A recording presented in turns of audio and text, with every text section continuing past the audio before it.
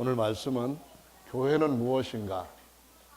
이러한 제목으로 함께 은혜를 나누도록 하겠습니다. 교회란 말은 신약 성경에 처음으로 등장하는 말인데 헬라어로 기록되어 있는 신약 성경에는 에클레시아라고 하는 단어를 썼습니다.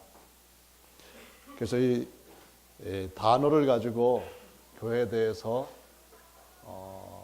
그 정의를 내리고자 한다면은 마태복음 16장에 에클레시아라고 하는 단어가 18절에 한번 나오는데, 또 내가 내게 이르노니 너는 베드로라, 내가 이 반석 위에 내 교회를 세우리니 음부의 권세가 이기지 못하리라 라는 말씀에서 처음으로 나옵니다. 반석 위에 예수님의 교회를 예수님이 세우신다.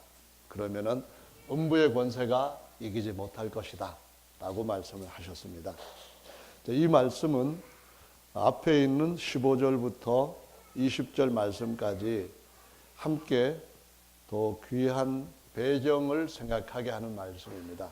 거기 보시면은 예수님이 제자들에게 너희는 날 누구라 하느냐 질문을 하셨습니다. 사람들은 나에게 대해서 뭐라고 말하든지 간에 그건 그렇게 중요하지 않다. 그러나 내가 키운 내 제자들은 나에 대해서 어떻게 생각하느냐 물었을 때 그때 베드로가 대답을 했습니다. 주는 그리스도시요 살아계신 하나님의 아들이십니다. 이 대답을 하자 예수님은 이를 알게 한 것은 너의 혈육이 아니고 너의 육체적 지혜가 아니고 또 지식도 아니고 노력한 연구 결과도 아니고 하늘에 계신 내 아버지께서 너에게 깨닫게 하셨다. 이런 말씀을 하신 것이죠. 그리고 이어서 내가 천국에 들어가는 열쇠를 너한테 줄 것인데 내가 땅에서 무엇인지 매면 하늘에서도 매이고 땅에서 무엇인지 풀면 하늘에서도 풀릴 것이다. 곧 천국의 지부를 일단 땅에다가 세우겠다. 그런 의미로 땅에서 무엇을 하든지 하늘에서 그렇게 땅에서 한 것처럼 될 것이라는 말씀을 하셨습니다.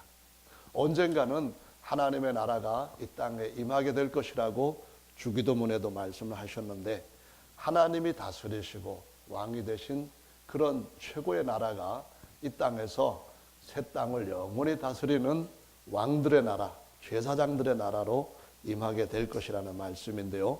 그 말씀과 연관해서 교회를 가르쳐 주신 것이 마태복음 16장에 처음으로 등장한다는 겁니다.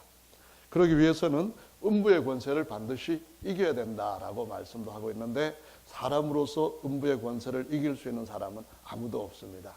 오직 하나님의 아들로서 이 땅에 오셔서 우리 형제가 되어주시고 우리의 구원자가 되어주신 예수님으로 말미암아 음부의 권세도 이기고 천국에 들어갈 수 있는 권세도 얻게 되는 줄로 믿습니다. 그래서 교회는 참으로 중요한 것이죠. 또 마태복음 18장에 보면 17절에 교회에 대한 말씀이 2번 나옵니다. 그래서 4개 복음서 중에서 오직 마태복음에만 교회라고 하는 단어가 3번 나오는데 16장 18절에 한 번, 그 다음에 18장 17절에 2번 나온다는 말씀입니다. 17절에 이렇게 기록되어 있습니다. 만일 그들의 말도 듣지 않거든 교회의 말하고 교회의 말도 듣지 않거든 이방인과 세리와 같이 여기라. 이 말씀에서 2번 교회가 나옵니다. 그러면은 이 16장에 한 번 나오고 18장에 2번 나오는 의미는 뭘까요? 여러분 생각해 보셨습니까? 그것은 바로 16장은 교회를 세우겠다 이런 말씀을 하셨는데 18장은 그 교회를 기초를 놓은 상태에서 정말 빌드업 해가는 겁니다. 위로 계속 베드로를 쌓아가지고 건물을 신령한 산집으로 완성하는 것이 18장에 기록되어 있습니다. 그래서 형제들끼리 어떻게 조화를 이루고 어느 처소 어느 위치에 서로 잘 연결되어 있는 지체로 들어갈 것인가를 가르치는 말씀이 18장의 1절부터 끝절까지 기록이 되어 있습니다. 그래서 이건 무엇을 의미하는 것입니까? 2번 교회를 얘기하신 것은 바로 교회라고 하는 것은 시작보다도 마침이 더 중요하다라는 것을 의미하는 것입니다. 그렇겠죠? 여러분, 이 세상에 자녀를 낳기는 낳았는데 자녀들이 불효막심한 자녀들도 꽤나 있습니다. 자기 부모도 알아보지 못하고 심지어 죽이는 자녀들도 있습니다. 맨날 나이가 30이 됐는데도 밤낮으로 컴퓨터 게임이나 하고 술이나 마시고 담배나 척하게 집안에 피워대고 부모한테 용돈 달라고 하고 막 그러면서 온갖 문제를 일으키다가 결국에 가서는 자기 부모를 해하는 자식들도 있습니다. 그것은 자녀를 낳은 것 못지않게 잘 양육하는 것이 중요하다는 것을 의미합니다. 어쩌면은 잘 양육하는 것이 더 중요할지도 모릅니다. 건축을 할 때도 마찬가지로 이제 시골 같은 데 가끔 가다가 보면은 보이는 짓담한 건물들이 있습니다. 그냥 기초만 놔놓고 뼈대만 세워놓고 몇 년 동안 방치되어 가지고 거기에 세워진 빔들은 전부 다 녹이 쓸고 쓰레기장이 돼가지고 온갖 더러운 것들을 동네 사람들이 거기 갖다가 집어 버려놓은 그런 곳이 있습니다. 그래서 건축을 할 때도 시작보다도 오히려 그 마침이 어떠하냐가 중요할 수가 있다는 겁니다. 그래서 16장에는 한 번이지만 18장에는 두 번 나오는 줄로 압니다. 그래서 시작이 16장이라고 한다면은 18장은 시작에서 마침 이렇게 해서 교회로 시작해서 교회로 마치는 것이 주님께서 원하시는 온전한 뜻이다. 그런 의미가 되겠죠. 아멘. 우리가 이 가을을 맞이했습니다. 사실은 이제 가을도 아니고 그 초겨울에 들어왔죠. 며칠 전부터 참 눈도 오고 추위도 엄청나게 느끼는 기후 변화가 일어났죠. 그래서 성도들의 마음도 움츠러들 수도 있고 기도하는 것도 좀 더 불편해질 수도 있는데 이 가을철 되기 전에 봄에 해야 되는 일이 있으면은 그 봄의 일의 목적은 대부분 가을에 집안으로 끌어들이기 위해 가지고 한다는 것입니다. 심기는 많이 심어 놨는데 가을에서 거둬들일 것이 없으면은 이건 의미가 없게 되는 거죠. 헛수고가 된다는 말입니다. 차라리 노래나 부르고 놀다가 가을을 맞이한 것이 어쩌면 더 잘한 일일 수도 있겠다는 거죠. 그러므로 시작이 중요한 것만큼 더 못지않게 마침도 중요한 줄로 믿습니다. 옛날 첫사람 아담이 자식을 낳았을 때에 이름을 가인이라고 지었습니다. 뜻이 뭔가요? 내가 하나님으로 말미암아 아들을 낳았다는 겁니다. 그 전까지 아담 자신, 아버지 자신은 하나님이 흙으로 그 전능하신 능력을 가지고 말씀으로 지으신 겁니다. 너무 놀라운 존재로 아담이 세상에 등장하게 된 겁니다. 그의 아내 그 하와는 아담을 잠들게 하고 갈비뼈를 빼가지고 그의 돕는 배필을 만드신 겁니다. 정말 둘 다 기적적으로 이 세상에 존재하게 된 겁니다. 그런데 이렇게 기적적으로 존재하게 된 이 귀한 두 사람 사이에서 아들이 하나 딱 태어났습니다. 그것도 하나님께서 무엇인가 큰 기적을 그 안에서 막 구름을 막 피우고 빛을 번쩍번쩍하고 뭐 그렇게 해서 태어난 것이 아니라 아담과 하와가 밤에 꼭 끌안고 잤더니만 해가 점점점 불러오고 10달이 되었더니만 아이가 태어났습니다. 그래서 이름을 뭐라고 불렀는가 하면은 가인이라고 불렀는데 하나님으로 말미암아 얻었다는 겁니다. 이게 무슨 의미입니까? 하나님이 글쎄요, 우리가 아들을 얻을 수 있도록 이 놀라운 기적을 우리 속에서 행하게 하셨다. 이겁니다. 근데 낳은 것도 좋은 것이지만은 가인은 나중에 자기 동생을 죽이는 아주 페르나로 돌변한 것을 볼 수가 있습니다. 그러니까 아들을 낳는 것도 중요하지만은 잘하게 하되 잘 자라게 하는 것은 어쩌면 더 중요한 일인 줄로 우리는 믿습니다. 아멘. 다윗은 성군인데 다윗이 정말 사랑했던 아들 하나가 있습니다. 그래서 그 이름을 뭐라고 짓는가 하면은 압샬롬이라고 지었습니다. 압이란 말은 누구의 아버지 또는 아버지는 누구다 그런 의미인데요. 샬롬은 평화, 아주 평강 그런 의미입니다. 너무나 사랑스러워서 머리 끝에서 발끝까지 하나도 흠잡을 데가 없는 아름답고 잘생긴 아들이었답니다. 그런데 일이 꼬이기 시작하더니 나중에 압살롬은 자기 아버지를 반역해가지고 군대를 일으켜서 아버지를 죽이려고 쫓아오는 반역자가 되어버렸습니다. 그러니까 아들을 낳는 것도 중요하지만은 아들을 잘 키우는 것도 중요한 일인 줄로 믿습니다. 교회는 시작도 중요하지만 마침이 정말 중요한 것인 줄로 믿습니다. 오늘 본문 말씀에서 교회라고 하는 것이 무엇인가, 이것을 우리가 정의를 좀 더 구체적으로 볼 수가 있습니다. 그러니까 많은 사람들이 저 교회 큰 교회다 그럴 때에 그런 사람들의 생각 속에 있는 교회의 개념은 예배당 큰 것을 얘기합니다. 그런데 하나님은 그런 교회를 세우지 않았습니다. 성경이 말해주는 진짜 교회는 그런 교회가 아니라는 겁니다. 예배당 크고 사람 많이 모이고 그런 것이 아니라 하나님께서 세우고자 하시는 그 교회, 내가 이 반석 위에 내 교회를 세우리니 하신 그 교회는 오늘 본문 말씀에서 이렇게 기록을 하고 있습니다. 2절 보시면은 2절 보십시오. 고린도전서 1장 2절에 고린도에 있는 하나님의 교회, 곧 하나님의 교회는 어떠하다고요? 그리스도 안에서 거룩하여지고 성도라 부르심을 입은 자들, 이것이 바로 교회입니다. 곧 하나님께서 세상에서 구별시켜서 하나님에게 속한, 그리스도에게 속한 사람으로 세워놓은 사람들을, 신령한 사람들을, 그 영혼이 성령으로 말미암아 다시 살아나서 그 사망을 이기고 다시 태어나서 하나님의 아들이라고 하는 권세를 얻은 사람들을 교회라고 말하는 것입니다. 그렇지 않으면 교회가 아니라는 그런 말이죠. 그냥 신자들의 모임이 될 수도 있고 그냥 어떤 종교인으로서 살아갈 수도 있는데, 교회라고 하는 정확한 예수님의 정의는 이어서 이렇게 말합니다. 성도라 부르심을 입은 자들, 또 각 처에서 우리 주 곧 저희와 우리의 주 되신 예수 그리스도의 이름을 부르는 모든 자들, 이렇게 정의하고 있습니다.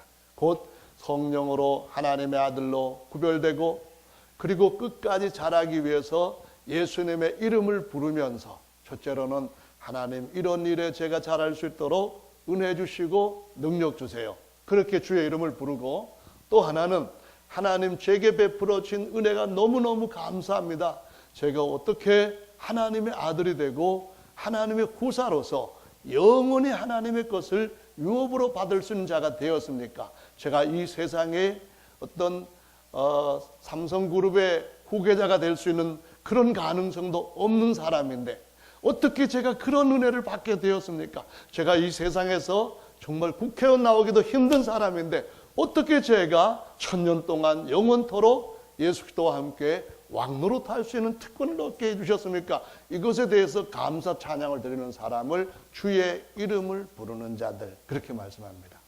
그러나 그들의 삶 가운데 여러 가지 어려움도 있기 때문에 그 어려움들을 이기면서 성장하기 위해서 주의 이름을 부르는데 예수님의 이름을 선포합니다. 말에나 일에나 다 예수님의 이름을 선포하면서 나갑니다. 그러면은 모든 이름, 모든 무릎이 예수님의 이름 앞에 꿇게 될 것이라고 말씀합니다.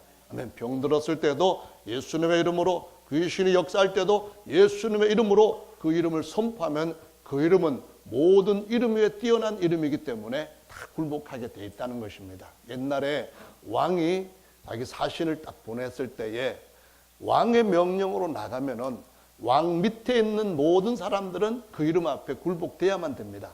예수님은 모든 것을 이기신 만왕의 왕이신 줄로 우리는 믿습니다.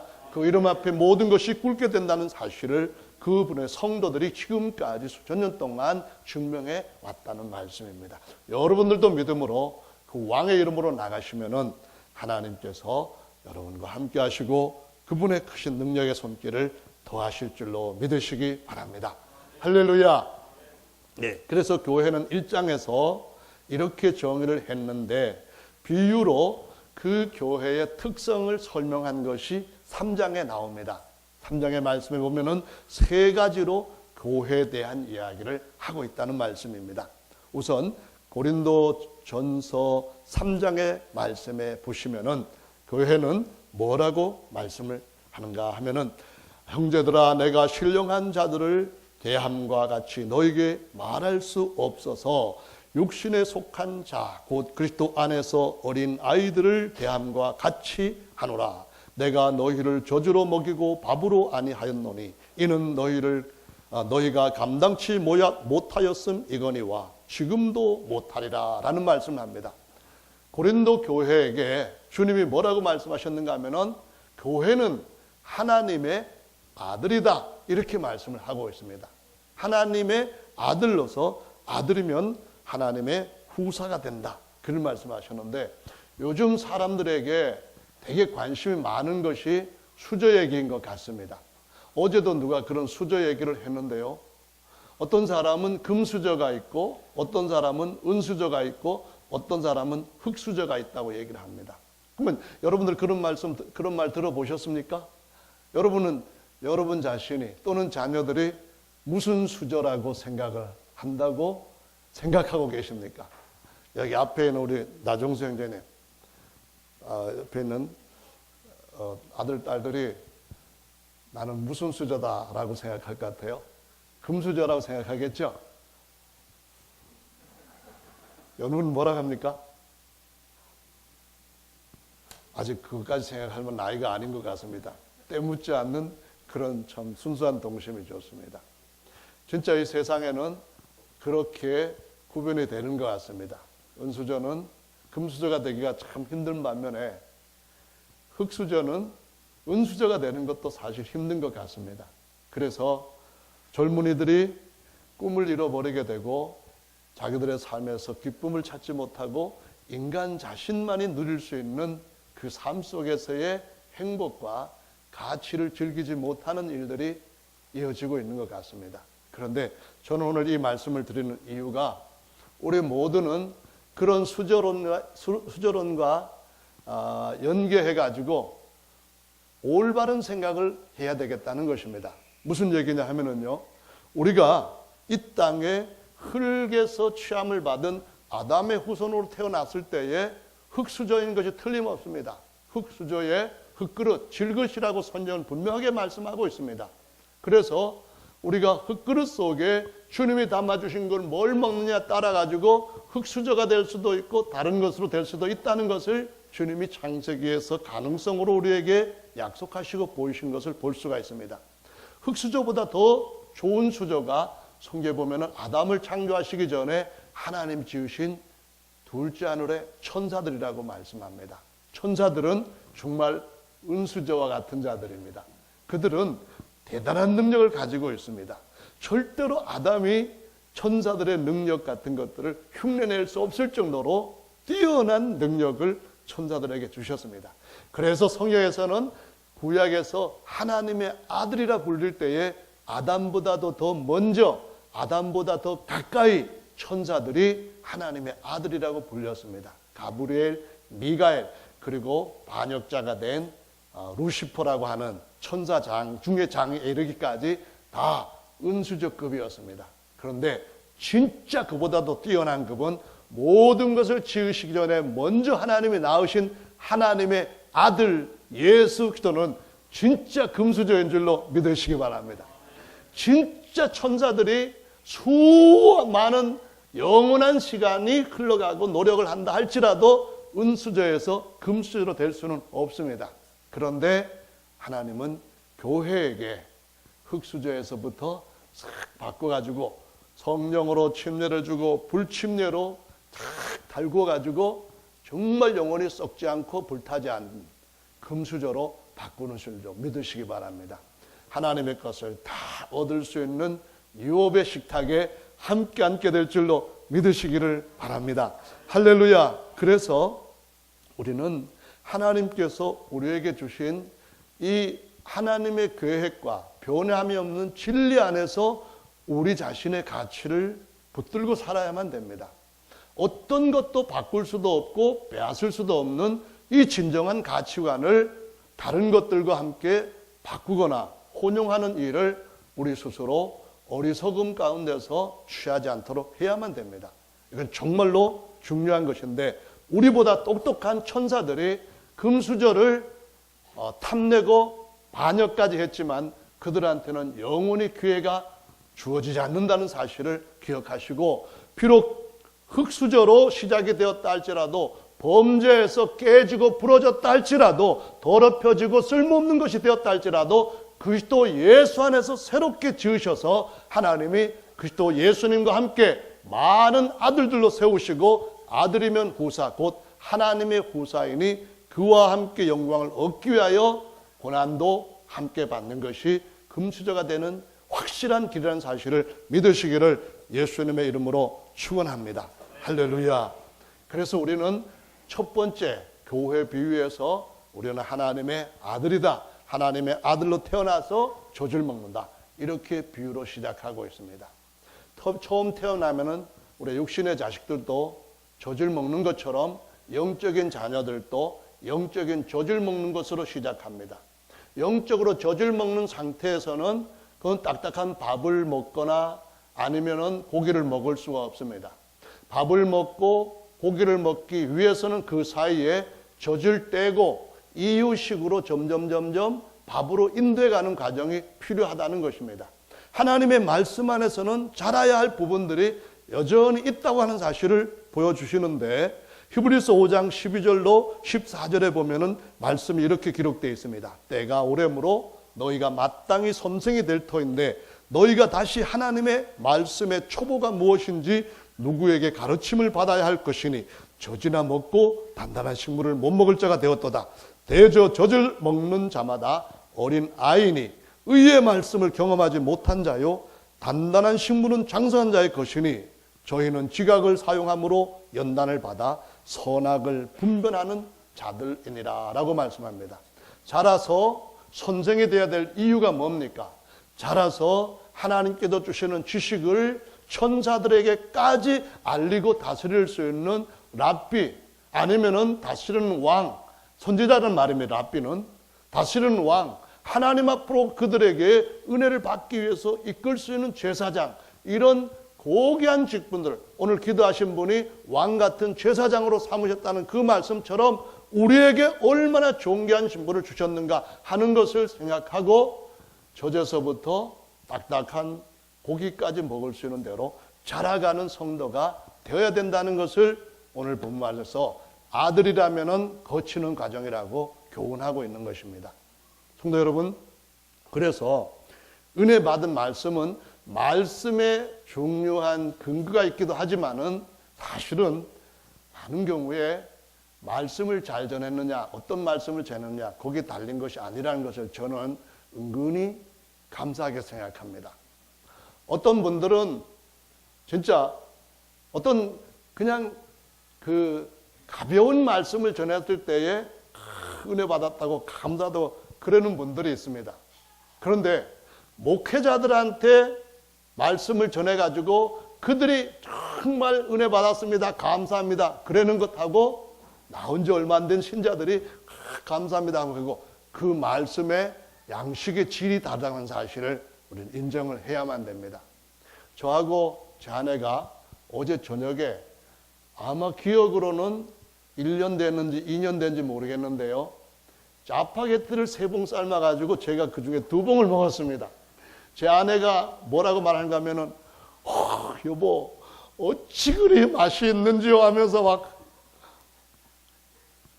정말 지금까지는 그걸 먹어보질 않았는데 그걸 먹고는 그렇게 맛있다는 겁니다. 시편에 주의 손가락으로 지으신 하늘과 별들이 어찌 뭐 그리 선하고 아름다운지 그러는 정도까지는 아니지만은 거의 환상적으로 먹었습니다. 그런데 여러분, 짜파게티에 감동을 받는 사람하고 진짜 스테이크에 불갈비에 감동을 받는 사람하고는 차이가 있다고 하는 사실을 우리는 압니다. 무슨 말씀입니까? 하나님께서 말씀하시기를 머리된 그리스도의 장성한 분량까지 우리는 계속 자라가야 된다고 말씀을 하시고 있는 겁니다. 주일날은 믿음이 이제 시작한 지 얼마 안 되는 분과 몇십 년 된 분들이 같이 앉아서 하나님 앞에 예배를 듣고 말씀을 은혜를 나눕니다. 그러다 보니까 음식을 한 상에 차릴 때에 한 그릇에 넣고 같이 먹는 한 식구로서 어떻게 준비를 해야 될지 참 어렵습니다.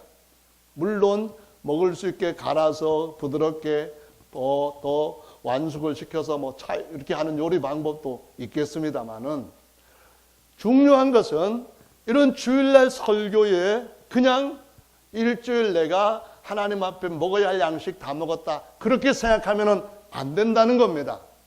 꾸준히 하나님의 말씀을 성장도에 따라 가지고 맞는 말씀을 먹어야만 됩니다. 요즘 자녀들이 보면은 정말 그 밥 먹을 때에 부모랑 씨름하고 싸움까지 하는 자녀들이 가끔 있는 걸 보고 50년대 태어난 저희들은 전혀 이해가 안 됩니다. 부모가 이해가 안 돼요. 여러분 그렇지 않습니까? 어떻게 자녀 밥 안 먹는다고 해가지고 그릇 들고 숟가락 들고 따라다니면서 얘 이거 뭐 한 주만 먹고 해, 뭐 이거 하면 뭐 줄게 막 하면서 그렇게 하는 거 보면은 정말 저렇게 키워야 되느냐 이런 생각이 들 정도입니다. 우리 어렸을 때는 애들도 많아는 베이비 붐 시대였기 때문에 거의 전쟁입니다. 딱 앞에 놓이면은 말없이 앞에 있는 그 모든 목표들을 환수하고 난 뒤에 그 다음에 무슨 일을 해야지, 뭐 밥 먹어라 밥 먹지 마라 그게 없습니다. 그릇은 항상 비어나오고 모자라는 상태이기 때문에 오늘날도 애들한테 음식 좀 몇 번 시키고 제발 애들한테 간식, 과자 같은 거 주지 말고 한번 버릇만 조금 고쳐놓으면은 정상적으로 밥 잘 먹을 수 있을 것 같은데, 저는 이 시대의 애를 안 키워봐가지고 잘 모르겠습니다만은, 이거는 성경 말씀을 먹으려고 그렇게 하는 애들이 참 없는 것처럼 영적으로도 그런 아이들이 있다는 겁니다.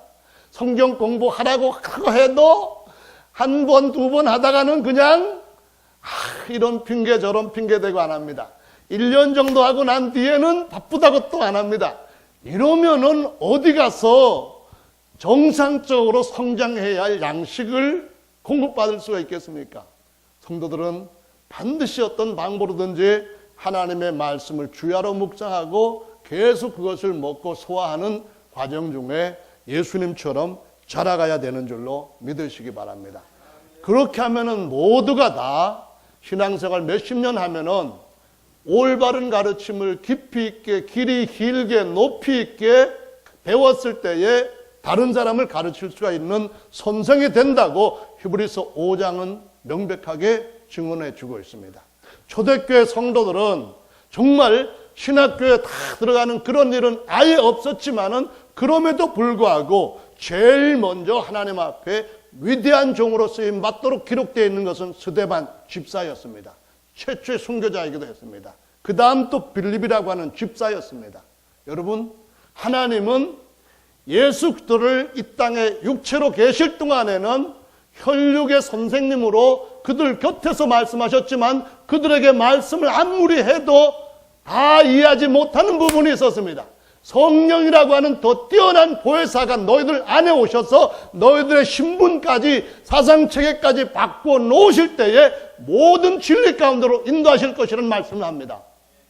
마태복음으로부터 시작해서 요한복음에 이르기까지 이것들은 여기는 2명의 사도와 2명의 선지자가 기록한 겁니다. 그냥 기록한 거예요. 그렇지만은 그 이후에 이어가는 로마서 말씀부터 마지막 소신서까지의 신약 성경의 절반을 바울이 기록을 했는데, 바울은 예수님한테 직접 동거하면서 같은 식탁에서 마시면서 먹으면서 배운 적은 없습니다.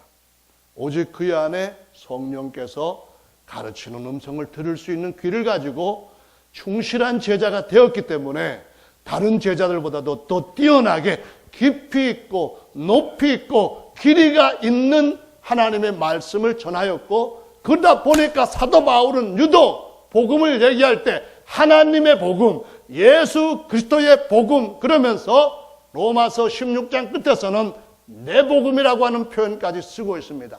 바울이 우리를 위하여서 죽었습니까? 바울이 우리를 위하여서 장사되셨습니까? 바울이 우리의 이름을 대신할 수 있는 그러한 높은 이름입니까? 아닌데도 불구하고 내 복음이라고 하는 것은 그가 예수님의 성령을 통하여 특별히 배운 깊은 진리가 다른 사도들보다도 더 뛰어난 진리가 있었기 때문에 그런 표현을 쓸 수가 있는 것입니다.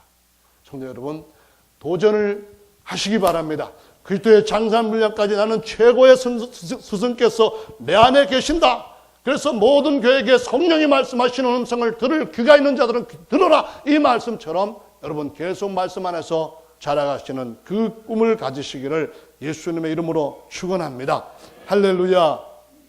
그래서 어린 아이 시절에는 특별히 관리가 필요합니다. 자기 스스로 말씀을 배우고 연구하고 하는 자리까지, 남에게 가르쳐주는 자리까지는 특별히 옆에서 도와주는 일들이 필요합니다. 우리가 학교 근처에 보면은 음식에 대해 가지고 불량식품 팔지 못하도록 규제하는 법을 학교 주변에 가보면은 이렇게 팻말을 붙여 있는 것을 통해서도 확인할 수 있습니다. 진짜로 불량식품은 어디에서 나옵니까? 어린아이 시절에 학교 주변에 보면은 정말 안 좋은 거 많이 있습니다. 되게 그거 맛있는 것처럼 애들은 잘 먹는데요. 영적으로도 똑바로 서기 전까지는 불량식품이 그 어린아이들 주변에 산재해 있다고 하는 사실을 인식해야만 됩니다. 그래서 어린 시절에는 이제 막 세포도 성장해가는 과정이기 때문에 더 중요하죠. 요즘 그 식품들 보면은 좋지 않는 것 많이 들어가 있다고 하잖아요. 뭐 트랜스 지방이니 성장 촉진제니 방부제니 뭐 온갖 것들이 식품에 다 들어가 있어서 어머니들은 자식들 똑바로 키우기 위해 가지고 굉장히 음식에 대한 주의를 기울입니다.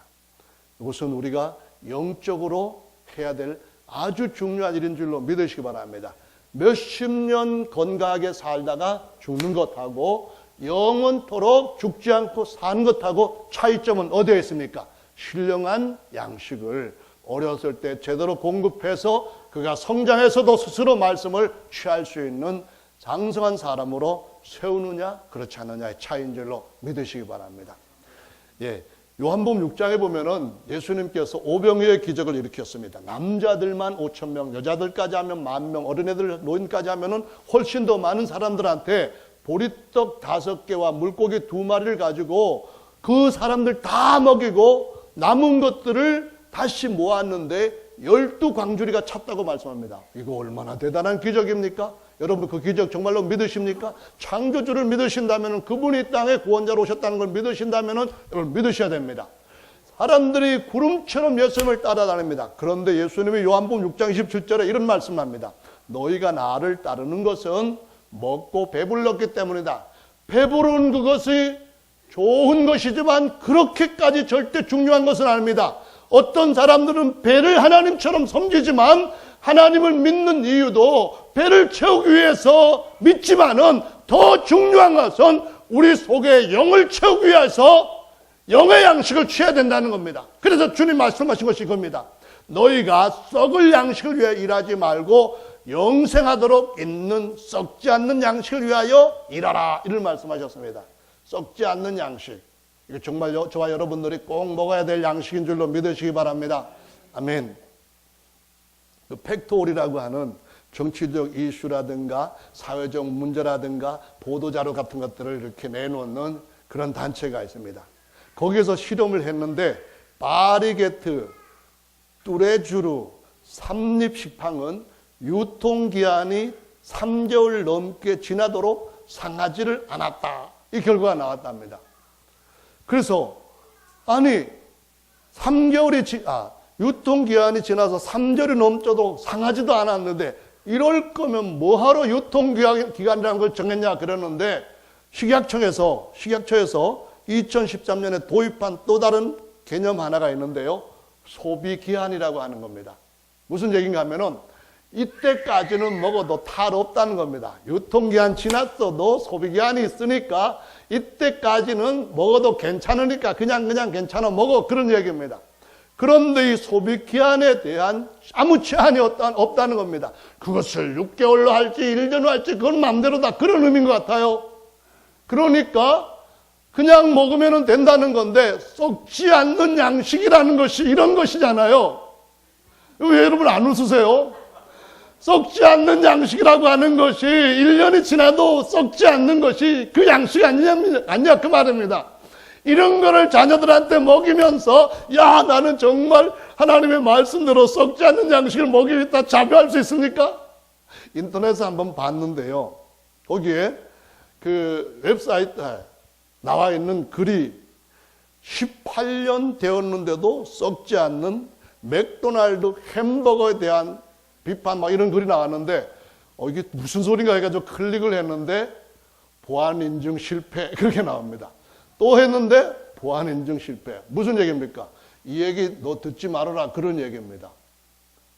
맥도날드가 어떤 데서는 14년, 어떤 데서는 18년 동안 사놓고 잊어버리고 넣어놨는데 안 먹고 있다가 이사를 갈 때쯤 돼가지고 이렇게 집을 정리하다 보니까 그냥 그때 내비뒀던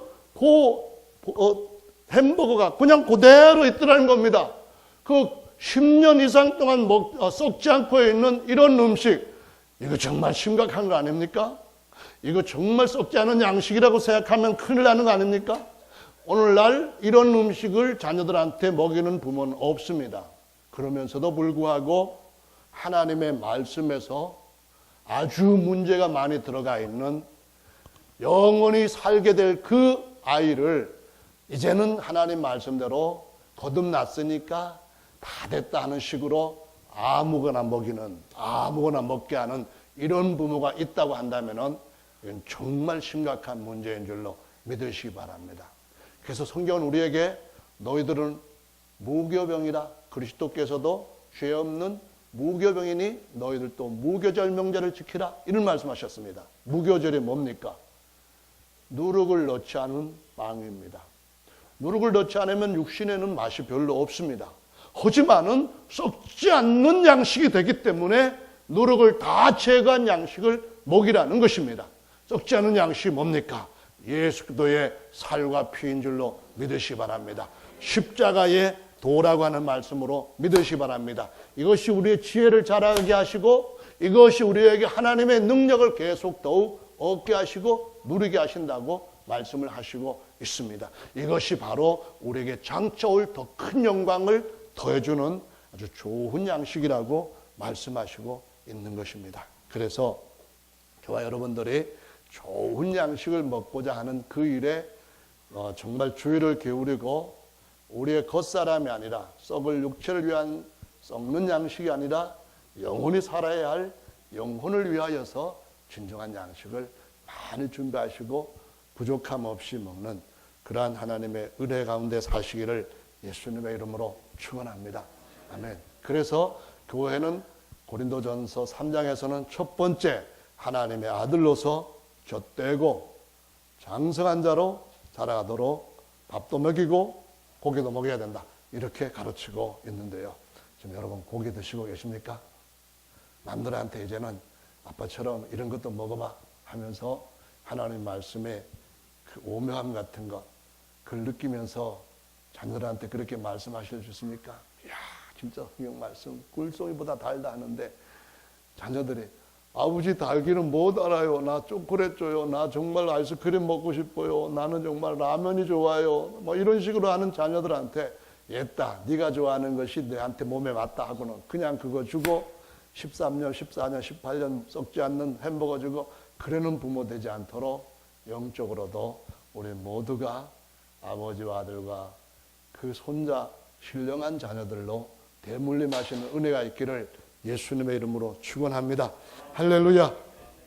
고린도전서 3장에서 두 번째 것은 우리를 하나님의 밭이라고 말씀합니다. 밭인데 이 밭에는 내부 요인과 외부 요인이 있어서 시작이 교회로 시작을 했지만은 교회에서 교회로 끝나지 않고 교회에서 세상으로 끝날 수가 있다는 것을 보여주고 있습니다. 성경 말씀을 보시면은 이 내부적인 요인에 대해서 말씀을 이렇게 말씀하십니다. 그것은 뭐냐 하면은 우리가 하나님 앞에서 흙에서 취함을 받았기 때문에 가장 인생에 중요한 것은 흙에 연관된 것부터 나온 직업입니다. 생존이 거기에서 있습니다. 그것은 한번 보십시다. 창세기 3장 17절부터 19절의 말씀에 보면은 아담이 범죄했을 때에 그냥 가만히 안식하고 놀면서 살아갈 수 있던 환경에서 추방이 되었습니다. 그때부터 아담의 머리에는 이마에는 땀이 흘러야 됐고 그런 땅을 기경해야만 그 땅에서 그가 먹을 수 있는 채소가 나올 것이라고 했습니다. 기경을 제대로 하지 않으면 거기서 뭐가 나온다 했습니까? 가시와 엉겅퀴가 나올 것이라고 말씀하고 있습니다. 가시와 엉겅퀴가 나오게 되면은 그 땅을 그냥 이 밭은 못 쓰는 밭이니까 태운다. 그 말씀을 똑같이 히브리서에서 6장에 말씀을 하십니다. 6장에 너희가 만일 채소를 낼 것 같으면 살 것이고 가시와 엉겅퀴를 내면 그 마지막은 불사름이 될 것이다. 이런 말씀을 하신 것을 볼 수가 있습니다. 우리의 내부적인 요인은 중요한 것이 뭡니까? 가시와 엉겅퀴가 나온다는 겁니다. 처음에는 채소가 나오다가 어느 시점부터 기경이 제대로 안 돼서 가시와 엉겅퀴가 나와가지고 불에 들어간다는 말씀입니다. 마태복음 13장의 천국 비유에서 밭 중에 첫 번째는 길가밭이었는데 세상과 가깝고 친구였다가 돌이켜서 주님과 가까워지고 하나님의 아들로 자리를 짐을 얻게 되면은 그 안에 있는 딱딱했던 돌들을 제거하는 돌짝밭으로 이제는 이동이 됩니다. 그 다음에 그것까지 쫙 제거가 난다면은 계속 기경을 하되 육신이 완전한 구원에 이를 때까지 기경해야 될 이 육체에서 나오는 것이 있습니다. 그것이 가시떨기입니다. 죄리, 또 이 세상의 유혹, 세상의 삶, 세상 사는 근심 이런 것 때문에 거기에 탁 매게 되는데요. 근심에 매이는 것보다도 더 중요한 근심은 뭘까요? 부자가 되었을 때에 그걸 가지고 내가 어떻게 이것을 잘 보관할까 해가지고 하는 근심이 더 무거운 근심이 됩니다. 가난한 사람은 발을 뻗고 살 수도 있지만은 돈이 여기저기 널려있는 사람들, 부동산에 널려있고 주식에 널려있고 또 어디에 널려있고 막 널려있는 사람들은 잠을 잘 못 자는 것 같아요. 물론 저는 그런 경험을 아직까지 한 번도 안 해봤으니까 추측만 하는 건데 근심이 더 많은 것 같아요. 그래서 디모데에게 바울이 가르친 말씀을 보면 돈 사랑하고 돈 의지하다 보니까 그 돈은 일만하게 뿌리가 되어서 너를 찔러버렸다. 그렇게 말씀하시는 것을 볼 수가 있습니다. 가시떨기 이거 정말 조심해야 된다. 그런 말씀인데요. 마지막 때 성경은 예언하기를 세계적인 전 세계를 강압적으로 자기에게 숭배시키는 독재자가 등장할 건데 그때 사람들한테 먹을 거리나 살 걸 하지 못하도록 오른손이나 이마에 표를 받게 하고 그걸 가지고만 통용시킨다고 말씀하고 있습니다. 그러면은 우리가 처음서부터 이런 모든 환경에서부터 안전하게 하나님께서 주신 채소를 먹을 수 있는 길이 무엇인가를 지혜를 가지고 접근해서 깨달아야 됩니다. 여러분, 지금 당장에 여러분이 월급이 없어졌다, 수입이 없어졌다 할 때 살 수 있는 방법이 뭘까요? 여러분, 만약에 지금 돈이 딱 떨어지면은 여러분 집에 가시려면 걸어가셔야 됩니다. 그리고 아무것도 못하는 일들에 푹 빠지게 될 수도 있습니다. 마지막 때가 되면은 가장 우리 자신이 안전하게 살 수 있는 방법은 그냥 농사일로 돌아가는 겁니다. 농사일로 돌아가면은 저 기도가 통치한다고 하는 3년 반 동안은 뭐 별 문제 없이 살 수가 있습니다. 그냥 밭에서 나오는 거 캐서 먹고 땅에서 나오는 거 그냥 열매 따서 먹고 뭐 그렇게 살 수도 있는 것이 인류가 처음에 에덴 동산에부터 나왔을 때에 아담과 그의 아들 가인이 했던 일들입니다. 이 말씀을 드리는 이유가 뭡니까? 하나님께서 우리 교회에 대한 것을 밭에 비유한 이유는 근본 문제가 거기서부터 이탈하지 않으면 승리할 수 있고 하나님의 곳간에 최고의 열매로 추수될 수 있다는 것을 의미하는 것입니다. 여러분, 마음에 기경을 하시면 됩니다. 재리가 뭐 많은 것 때문에 없는 것 때문에 두려워서 믿음에 흔들리는 그런 것들에게 굴복하지 않고 이 속에 하나님께서 주시는 쟁기를 가지고 기경을 하고 하나님의 말씀의 씨를 품고 사는 사람들은 이 세상을 이길 수 있는 줄로 믿으시기 바랍니다. 간단한 진리입니다. 변함없는 진리이고 우리 육체가 완전히 바뀌어질 때까지 우리는 이 땅에서 농사 짓는 일을 우리 스스로에게 잘 해야 되는 줄로 믿으시기 바랍니다. 이것이 내부적인 요인입니다. 부자가 되어도 일어날 수 있는 가시떨기, 가난할 때도 일어날 수 있는 가시떨기, 내부적인 요인인데 또 하나의 외부적인 요인은 다른 가르침, 곧 거짓 예수와 거짓 복음 같은 그런 것을 받아들일 때에 우리 속에는 가라지가 자라가게 되고, 가라지는 아무리 열심히 믿어도 가라지 열매를 맺고 불에 던져지게 되고, 가라지를 받을 때에 내 마음이 아무리 옥토같이 순수하고 좋다 할지라도 그 마음 좋은 것 가지고 가라지만 열심으로 믿을 뿐이지 열매는 더 나쁜 가라지를 맺을 것이라고 말씀하시는 겁니다. 그래서 외부에서 나오는 그런 요인들을 바른 말씀을 가지고 차단할 줄 아는 것이 우리 영혼의 양식을 썩지 않는 양식으로, 올바른 양식으로 우리 자신을 지키는 것과 같은 것인 줄로 알아야만 되겠습니다. 할렐루야. 아멘. 마지막으로는 고린도전서 3장에서 너희가 성전이다 이런 말씀을 하셨습니다. 성전. 그렇죠.